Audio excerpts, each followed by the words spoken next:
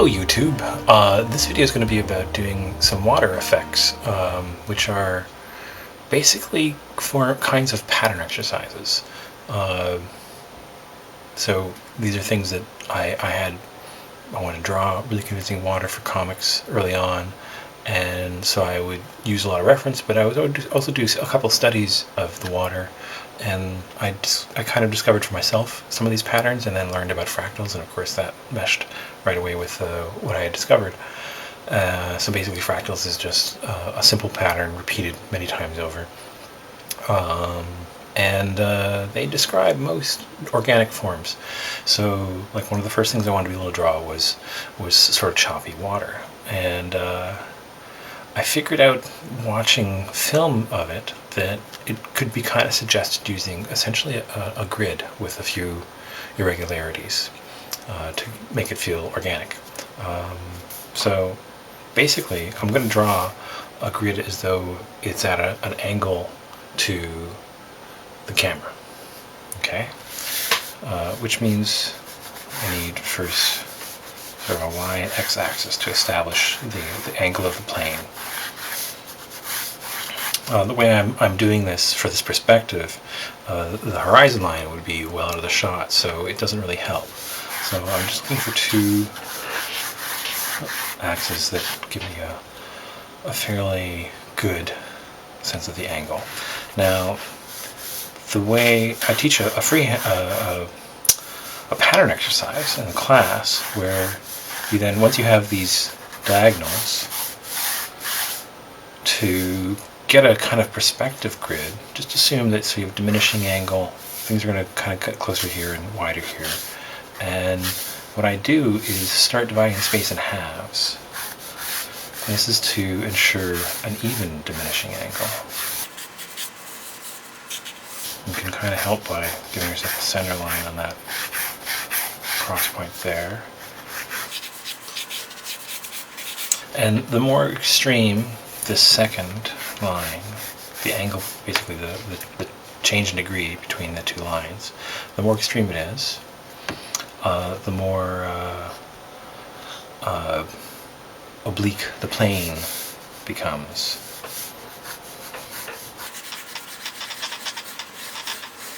Now what I'm trying to do is, for the next line, same distance, and I'm looking freehand to try to match sort of, again, the change in degree.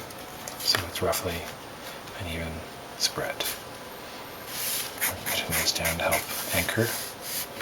And likewise, now that we've created a couple of these,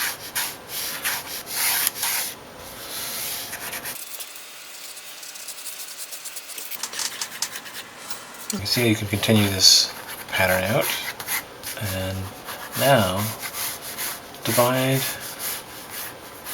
in half each space. So this seems very flat at first, right? It does. And I usually do it a little looser to start with because I'm looking for a gestural interpretation of this, but I'm going to lay down just to make it really clear what I'm playing with in terms of using both a bit of perspective and kind of fractal repeating pattern type. Now, waves going down the lines, and they should sort of sync up in terms of where things are happening, but you can oscillate them, which basically means that you're changing the degree that they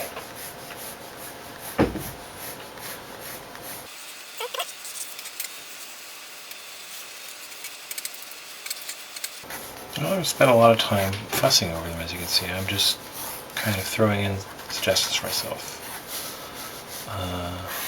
Definitely seems like that's why I'm doing that, and there.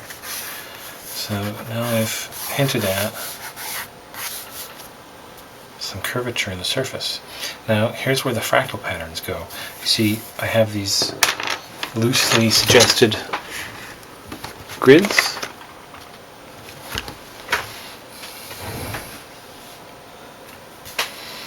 Now, instead of just drawing like the square, I want to think of these lines as peaks, and they're going to catch light. I'm going to assume the light is somewhere directly overhead for the purpose of this, but you can sort of try to change angle.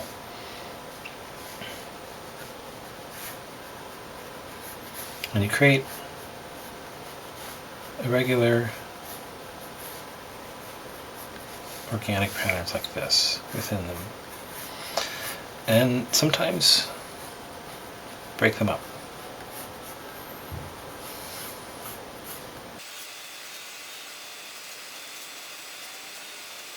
Now, these aren't identical obviously, but I'm following the same kind of repeating patterns in terms of the sort of curves, and just making little differences about where the cells break up.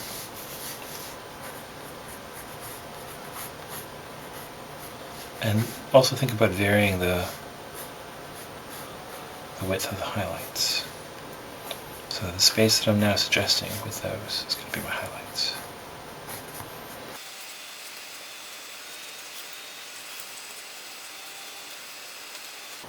Now, whenever the pattern starts feeling just a little too ladder-like, that's exactly when I like to start dividing up the cells erratically, and occasionally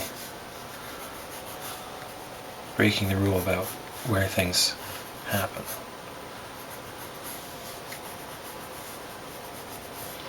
Just a little bit of chaos in the pattern.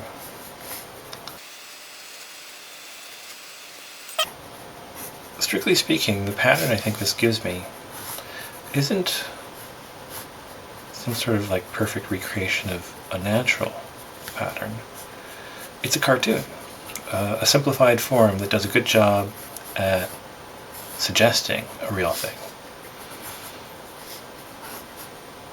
I'm not following precise fractal math either, just sort of the concepts, but I'm sticking to a freehand rendering. You'll notice that I kind of move at a bit of speed too. That's because the lines will have just as much energy as I put into making them, and water moves with a lot of kinetic energy. So I have to move with a nice sinuous, gestural, loose, fast line that feels water-like, feels fluid, can't be full of hesitation and, oh, I'm not sure, and you could have some hard stops. I think that would suggest a more force, more storm-like water. But I'm doing kind of a softer oscillation.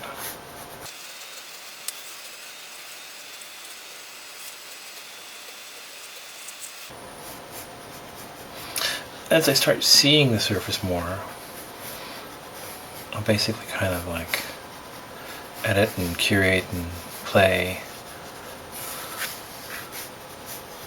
pull out forms and edges more. Definitely as I'm getting there, I want to create nooks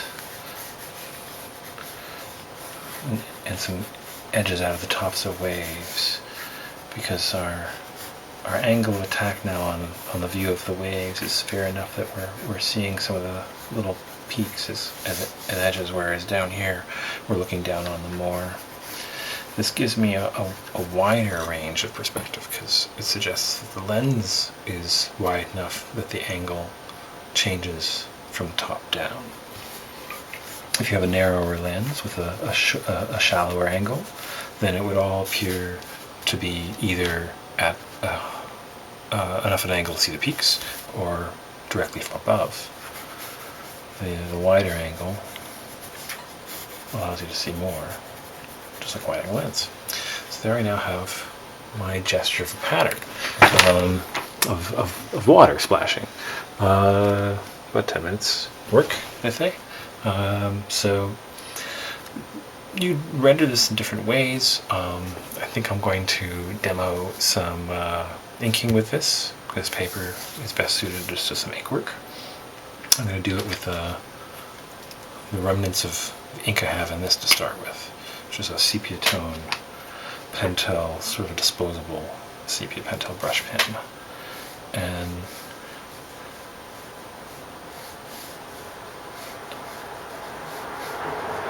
I want to follow the same kind of kinetic, gestural, quick, fast, expressive pattern that I did sketching. I don't want to lose that. So part of the reason it's really important to remember that it's not so important that your first sketch is perfect is because you don't want to be tempted to try to attain some sort of perfect copy then of what you managed to do with pencil. You're just making a blueprint plan of attack. You want the same spontaneous, fluid expression at this stage, and that means not overly committing, just allowing it to happen. I mean, we're committing now to the energy, not to the trying to precisely do what I did in the pencil. So, see if this brush actually makes it to the end of this. I'm going a little bit quick because the paper is reasonably absorbent, and that allows me to get more dry brush effect with this tool. So the dry brush is a product of a combination of the flow rate for the brush and the absorption rate of the paper. And a little bit the texture of the paper too. The texture of this paper is actually quite smooth. I like doodling in this, but this is designed as a photo album or something, a scrapbook. But I picked it up when I was in Vancouver, and it's a fun little sketchbook. I don't know the name of it right now. But I've been using it to do tutorials like this for class. Good general purpose paper.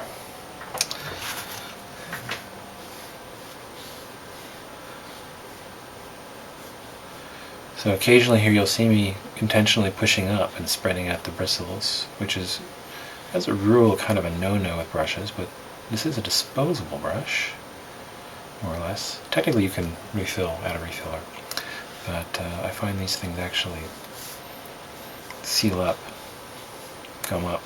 I want to try to actually throw my own ink in a couple of them. I've got a couple now that are done. I'm going to inject my own stuff and see what happens. If I go in too automatic and just talk to you, I'll start kind of becoming slavish. So normally you're looking for a little bit of spontaneous improv and variation. Basically we're using the ink now to add an extra layer of nuance to the patterns we created, lay down that quick grid. So remember, underneath all of this is basically a grid. And the grid helps establish the illusion that we're going to have when we're done of appearing to be looking down on water with perspective.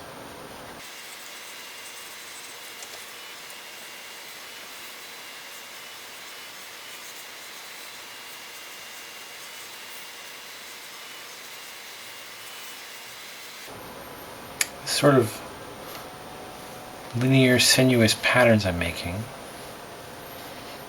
are important too. Like if I work this way, I would be working against the direction of the surface. So my brush strokes here follow the same kind of rules you did with hatching, where you want to lay your line down to suggest the directionality of the surface. You don't always have to. There are situations where you can play with going against that. But when you want the line itself to help work with the effect, that's how you do it.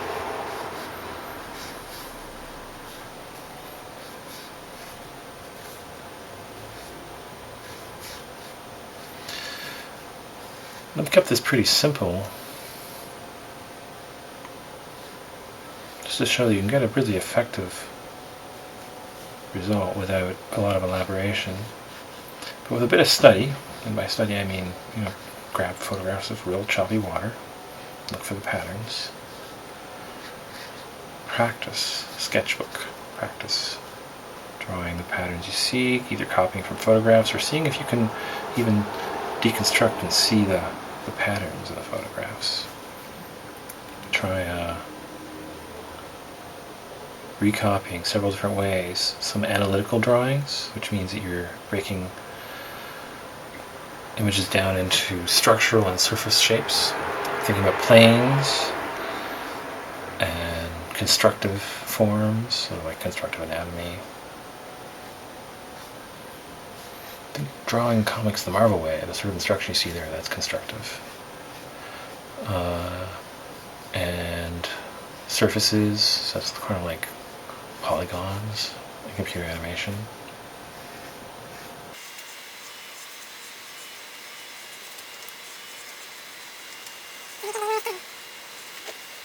So there you go.